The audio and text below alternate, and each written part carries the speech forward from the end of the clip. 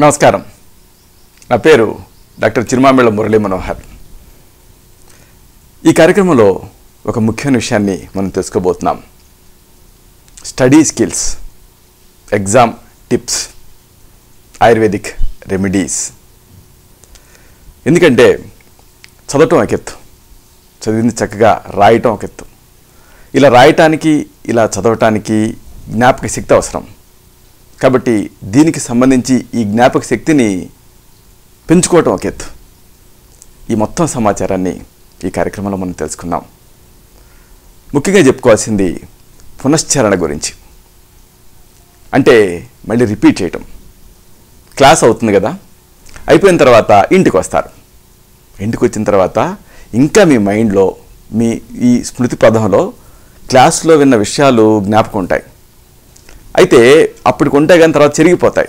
కాబట్టి జ్ఞాపకం ఉండగానే మళ్ళీ మీ పాఠ్యాంశాన్ని ఒకసారి మనసు పెట్టి చదవండి. అప్పుడు అది బలంగా గుర్తుంటుంది. ఇక మరొక ముఖ్యమైనటువంటి సూచన, అతి సర్వత్ర వర్జయేత్ అంటాం.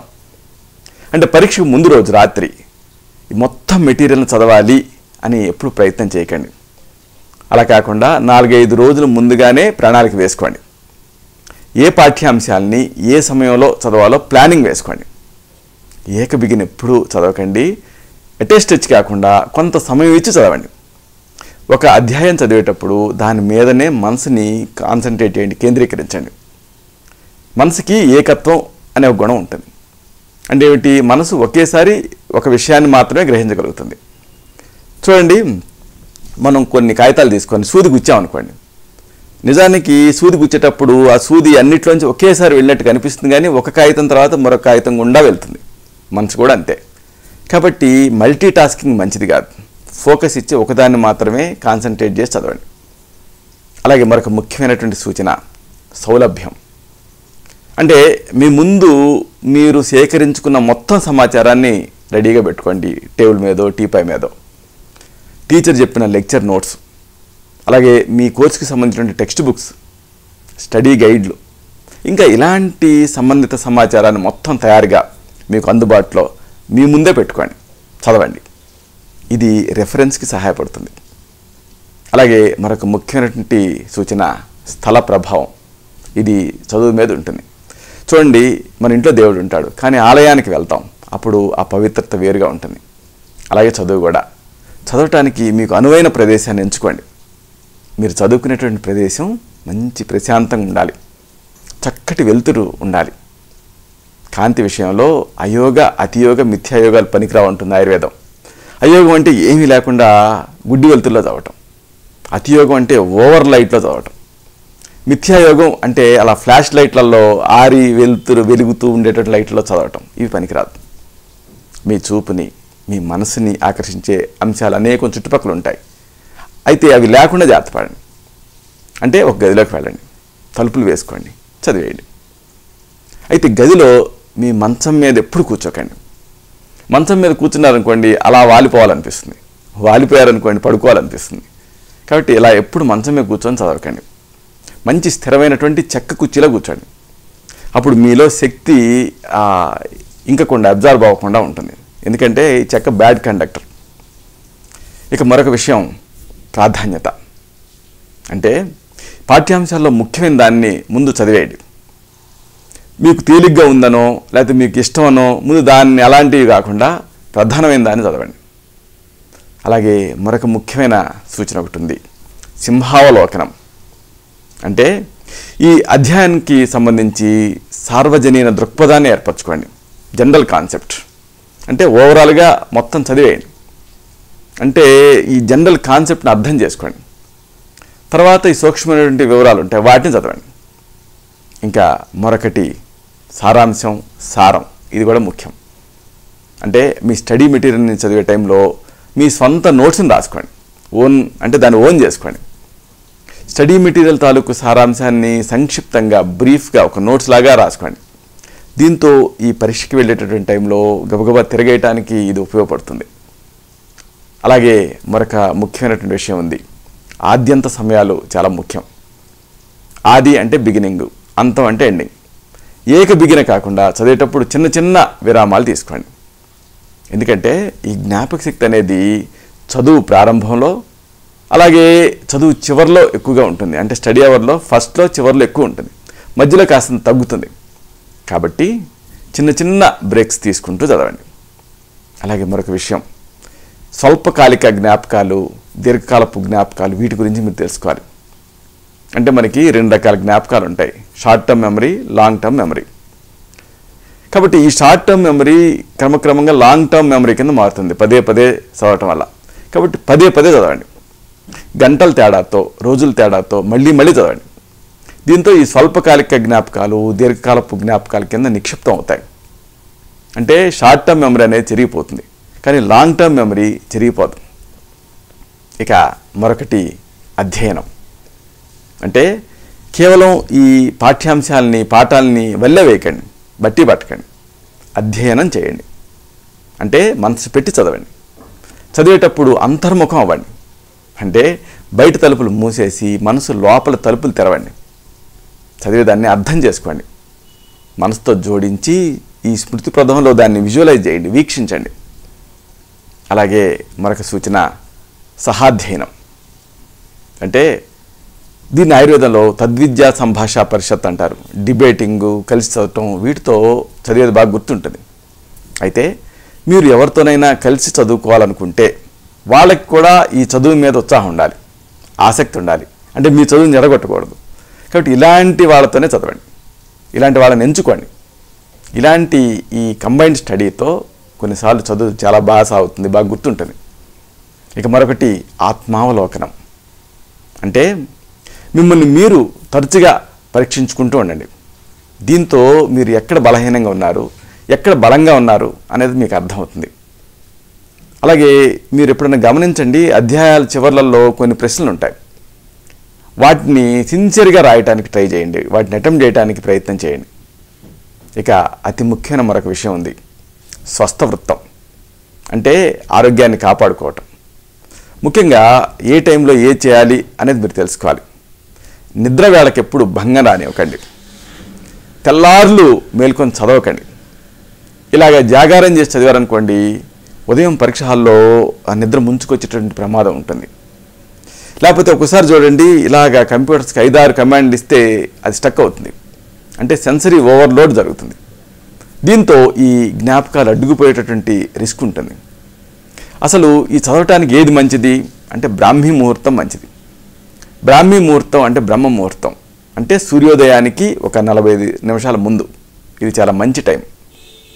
చూడండి, ఈ టైంలో పక్షులు మేల్కొంటాయి, లేగదోడలు మేల్కొంటాయి, చిన్న పిల్లలు పాపాయిలు మేల్కొంటారు. కాబట్టి మనం మేల్కొందాం, ఆ టైంలో చదువుదాం.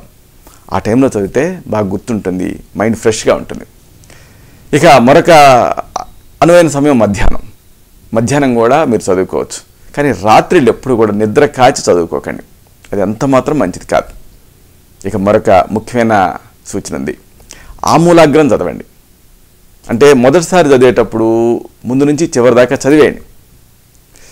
అయితే ఇలా చదివేటప్పుడు మధ్య మధ్యలో మీకు ఏదో ఇంపార్టెంట్ అనిపించి దానిపైన మీరు ఆగిపోతూ ఉంటారు. దాన్ని గుర్తుంచుకోవాలని ట్రై చేయాలనిపిస్తూ ఉంటుంది. కానీ ఫస్ట్ టైం చదివేటప్పుడు అన్నిటినీ జ్ఞాపకం ఉంచుకోవాలి అని ట్రై చేయకండి. ముందు ఆమూలాగ్రం చదివేయండి. అప్పుడు మీకు బర్డ్స్ ఐ వ్యూ అంటాం, అంటే విషయం మీద అవగాహన వస్తుంది, లోపల ఏముంది అనేది అర్థమవుతుంది. దాంతో మీకు దేనికి ప్రాధాన్యత ఇవ్వాలి అనేది అర్థమవుతుంది. ఇక మరొక ముఖ్యమైన సూచన పునశ్చరణ. మొదటిసారి చదివిన తర్వాత రెండోసారి చదవండి. ఇది మీకు కొంచెం బోర్గా అనిపిస్తుంది, టైం వేస్ట్ ఏమో అనిపిస్తుంది. కానీ ఇలా చదివితే విషయం మీద పట్టు వస్తుంది. చూడండి, మనం పదే పదే పాటలు వింటే ఎలా గుర్తుంటాయో ఇదే అంతే. మనం ఒక కొత్త ప్రదేశానికి వెళ్ళినప్పుడు దాని దారి గుర్తుండదు, కానీ మళ్ళీ మళ్ళీ వెళ్తూ ఉంటే ఆ దారి గుర్తుంటుంది, బాగా అది మనకి మైండ్లో ప్రింట్ అయిపోతుంది. కాబట్టి ఇలాగా మళ్ళీ రెండోసారి చదవండి. అయితే అవసరమైతే బిగ్గరగా చదవండి. సెల్ఫ్ టాక్ అంటాం, అంటే ఏంటంటే ఇలా బిగ్గరగా చదివితే చూడండి, ఎవరన్నా మనకి ఏదైనా చెబితే బాగా మనకి అది మనసులో హత్తుకుపోతుంది. కాబట్టి మీకు మీరే చెప్పుకోవాలి, సెల్ఫ్ టాక్. దీంతో మీరు చదివేది బాగా అర్థమవుతుంది. అవసరమైతే ఒక ప్యాడ్ పెట్టుకొని, ఒక పెన్సిల్ పెట్టుకొని మీరు చదివే దాన్ని విజువలైజ్ చేయండి. అంటే ఏంటంటే బొమ్మలుగా గీయండి, బొమ్మల రూపంలో చిత్రించండి. ఎందుకంటే చదవటం కంటే చూడటం వల్ల ఆ విషయం ఎక్కువ గుర్తుంటుంది. ఇక మరొకటి సాధన సామాగ్రి. అంటే ఈ చదువుకి ఉపకరణాలని ఉపయోగించుకోండి.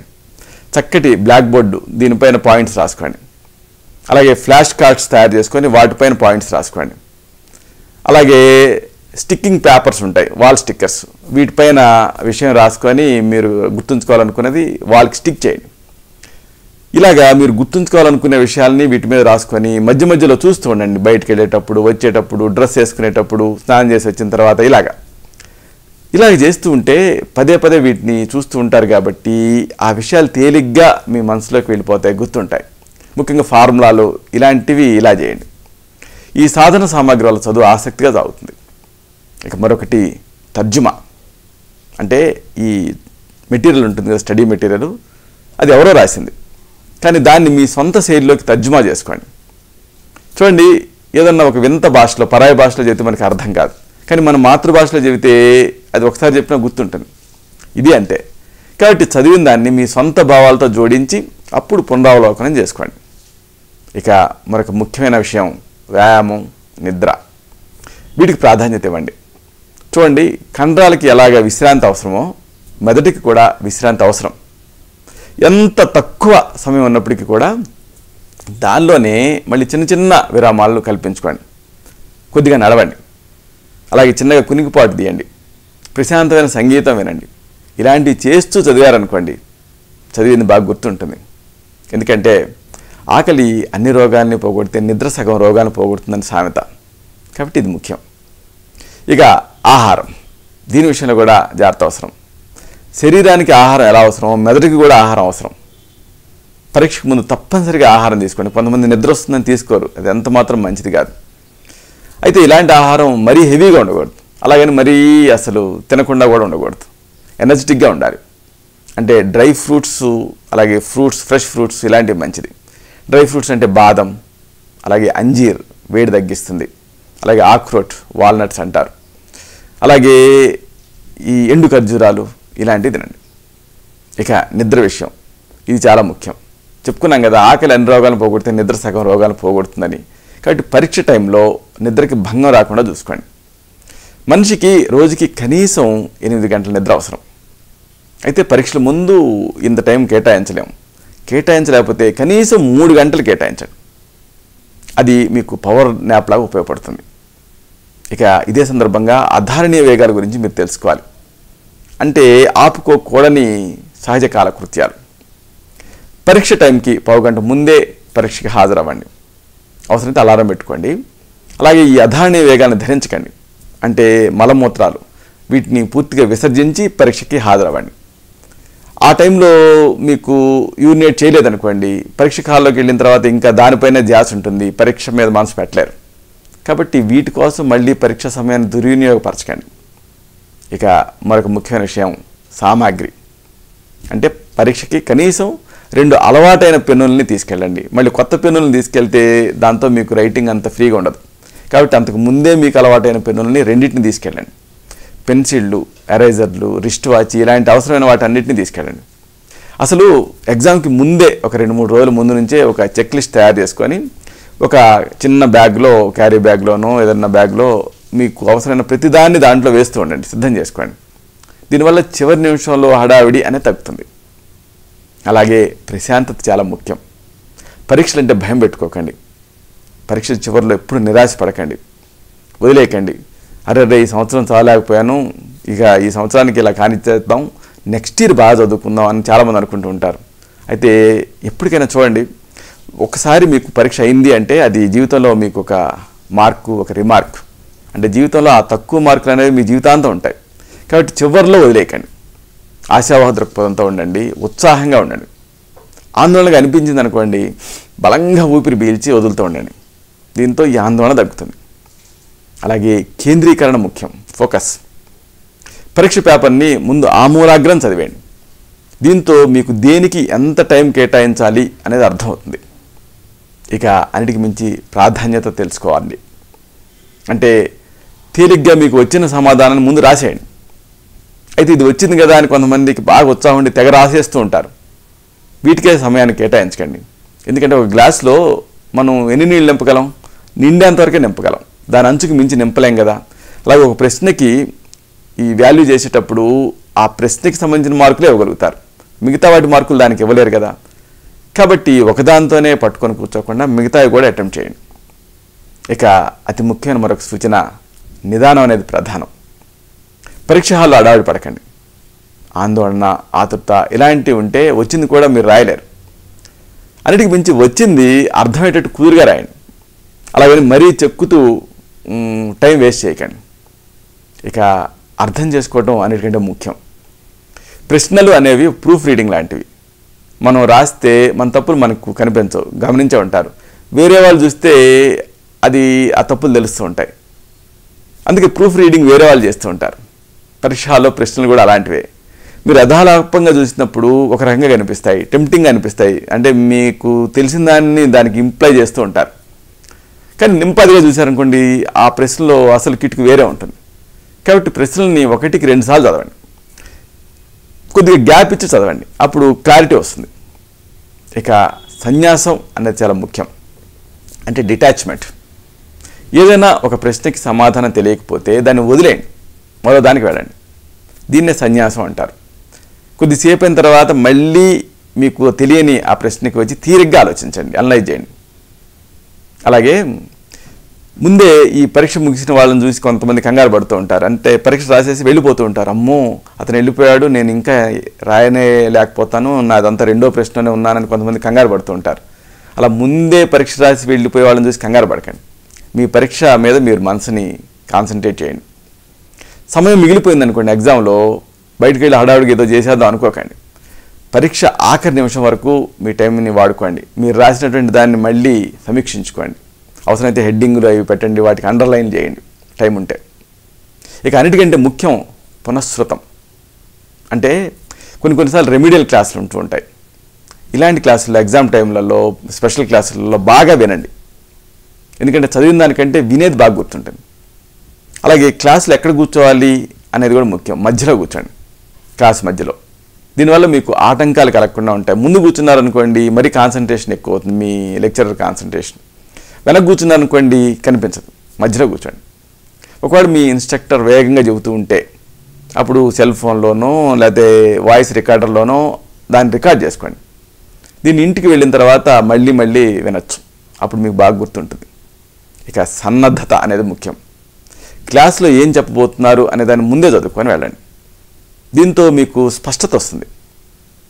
ఈ క్లాస్ రికార్డ్స్ ఇలాంటివి మీకు మీరే వేసుకోండి, హోంవర్క్లు ఇలాంటివి కంప్లీట్ చేసుకోండి, క్లాస్కి వెళ్ళండి. దీంతో మీకు ఈ విషయ పరిజ్ఞానం పెరుగుతుంది. ఇక అన్నిటికి మించి ప్రణాళిక ముఖ్యం, ప్లానింగ్. మీరు వినేది పాఠ్యాంశాలు ఉంటాయి కదా, తేదీల వారీగా రాసుకోండి, బాగా అర్థమయ్యేలాగా రాసుకోండి. గబగబా ఏదో కోడి కెలికినట్టుగా కెలక్కండి, తర్వాత మీరు రాసింది మీకే అర్థం కాదు. ఒకసారి మిస్ అవుతూ ఉంటాం. ఇలాంటి మిస్ అయిన భాగాన్ని మీ తోటి విద్యార్థుల నుంచి సేకరించుకొని సరి చేసుకోండి ఎప్పటికప్పుడే. మీ నోట్స్ మీద మీరు ఆధారపడండి. అంటే వేరే వాళ్ళ నోట్స్ తీసుకొని చదవకండి, అప్పుడు మీకు అర్థం కాదు. అలాగే హెడ్డింగులు, సైడ్ హెడ్డింగులు ఇవి చక్కగా పెట్టి ఆ విషయాన్ని బాగా విడగొట్టుకొని దాన్ని చదవండి. ఇక ఈ జ్ఞాపక శక్తి పెంచుకోవడానికి చక్కని గృహ చికిత్సలు ఉన్నాయి. వీటిని వరుసగా తెలుసుకుందాం. మొదట చికిత్స. దీనికి మీకు కావాల్సిన పదార్థాలు: ఉసిరి పెచ్చుల పొడి 3 గ్రాములు, అలాగే తేనె 5 గ్రాములు. వీటిని ఉపయోగిస్తూ ఔషధాన్ని తయారు చేసుకోండి. 3 గ్రాముల ఉసిరి పెచ్చుల చూర్ణాన్ని 5 గ్రాముల తేనెని కలిపి చప్పరిస్తూ మింగండి. దీంతో జ్ఞాపక శక్తి పెరుగుతుంది. ప్రతిరోజు రోజుకి 2 సార్లు దీన్ని తీసుకుంటూ ఉండండి. మరొక చికిత్స. దీనికి మీకు కావాల్సిన పదార్థాలు: అతి మధురం వేరుచూర్ణ 1 గ్రాము, తేనె 5 గ్రాములు. 1 గ్రాము అతి మధురం వేరుచూర్ణాన్ని అంటే ఎస్టిమధు చూర్ణాన్ని చెంచాడు తేనెతో కలిపి తీసుకోండి. ప్రతిరోజు రోజుకి 2 సార్లు చొప్పున తీసుకుంటూ ఉండండి. దీంతో ఈ మెమరీ పెరుగుతుంది. మెమరీని పెంచే మరొక ఔషధాన్ని తెలుసుకుందాం. మీకు కావాల్సింది ఆవు నెయ్యి 1 చెంచా, పాలు 1 కప్పు.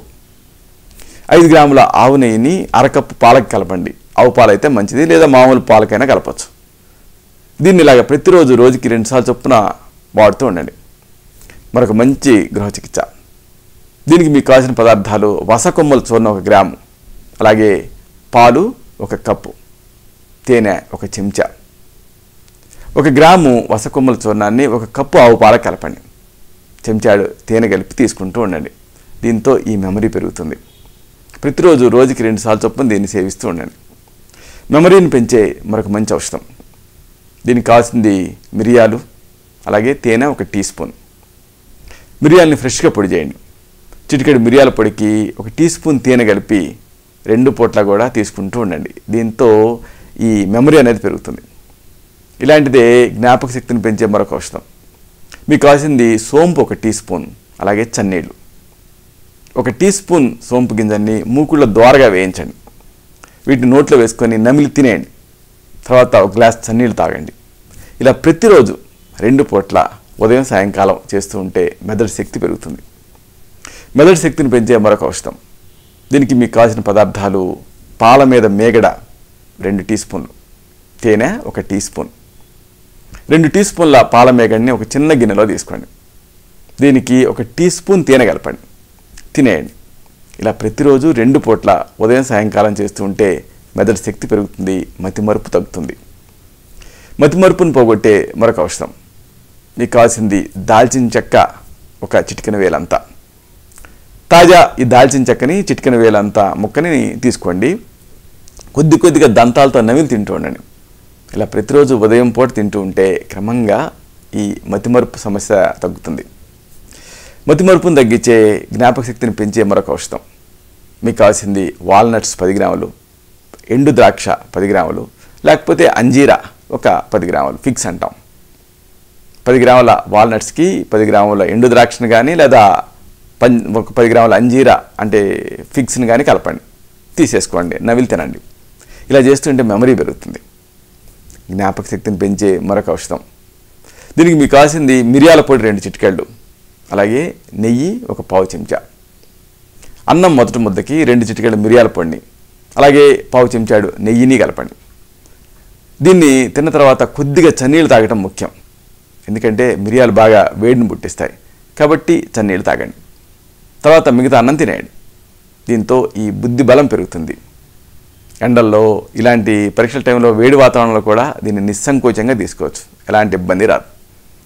చూసారా, ఇలాగా మీరు చక్కగా చదువుకోవాలి, అలాగే చదివింది బాగా రాయాలి, అలాగే మీ జ్ఞాపక శక్తిని, సాధారణ ఆరోగ్యాన్ని పెంచుకోవడానికి సురక్షితమైనటువంటి ఇలాంటి ఆయుర్వేద ఔషధాన్ని వాడాలి. అయితే మెమరీ అనేది ఒకసారి కొన్ని ఇతర సమస్యల వల్ల తగ్గిపోతూ ఉంటుంది, శారీరక సమస్యల వల్ల. ఒకవేళ మీకు మెమరీ బాగా తగ్గి దానివల్ల ఇబ్బందిగా అనిపిస్తూ ఉంటే ఆమ్నీషియా కానీ ఇతర ఈ డిస్ఫంక్షన్స్ కానీ ఉన్నాయేమో ఆలోచించాలి. అంటే మీ నాడిని బట్టి, మీ వ్యక్తిగత తత్వాన్ని బట్టి తగిన మందుల్ని అనుపాన సహపానాలతో ఇవ్వాల్సి వస్తుంది. అలాగా ఈ మెమరీని పెంచుకోవచ్చు, ఎగ్జామ్ ఫియర్ లేకుండా చక్కగా రాయొచ్చు, దిగ్విజయం సాధించవచ్చు. ఇలాంటి మరొక ఆసక్తికరమైన విషయాన్ని మళ్ళీ ఇదే కార్యక్రమంలో మనం కలుసుకున్నప్పుడు సవివరంగా, సశాస్త్రీయంగా, సమగ్రంగా తెలుసుకుందాం. శతం జీవ శరదో వర్ధమానః, శతం హేమంతాన్ శతం వసంతాన్. 100 శరత్తులు, 100 హేమంతాలు, 100 వసంతాలు వర్ధిల్లుతూ జీవించండి. శుభం.